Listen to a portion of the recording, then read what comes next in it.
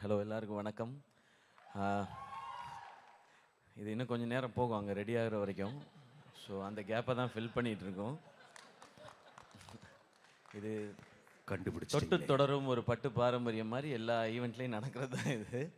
But என்ன யாராவது ஒருத்தர் பஞ்ச் பண்ணி அவங்க மைண்ட் வாய்ஸை நான் சொல்லணுமா? பட் இங்கே இருக்கவங்க மைண்ட் வாய்ஸ் எல்லாம் ஓப்பனாக வெளியே சொல்ல முடியாது. அதில் ஓகே.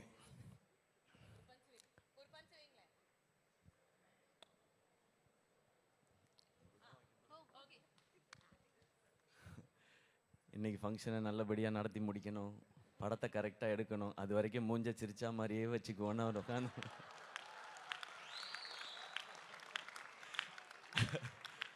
இல்லை இதெல்லாம் ஃபஸ்ட்டு நம்ம ப்ரொடியூசர் ஆகும்போது ஃபஸ்ட்டு வர வேண்டிய ரியாக்ஷனே இதுதான் சார். எது நடந்தாலும் நாம் அப்படின்றது. பட் உங்களுடைய இந்த எக்ஸ்பீரியன்ஸ்க்கு, உங்களுடைய மனசுக்கு, நீங்கள் இவ்வளோ பேரை சம்பாதிச்சிருக்கிறதுக்கு இந்த ஸ்டுடியோஸும் சரி, இதில் வரப்போகிற படங்களும் சரி சூப்பராக வரும் சார், பிளாக் பஸ்டராக வரும்.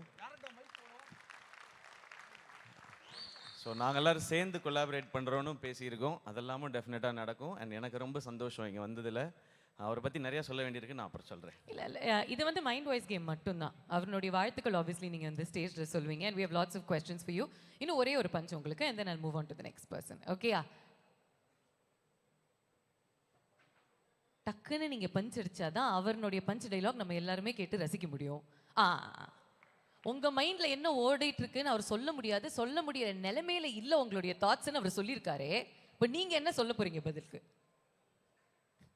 விஜய் சூர்யா சாருக்கு என்ன ஓடிட்டு இருக்கு? இப்போ நானே இப்போ தான் டைரக்ட் பண்ணலான்னு போனேன், ஆனால் என்னை திரும்பவும் நடிக்க கூப்பிட்டு வந்துட்டார் இந்த ரவி சார்.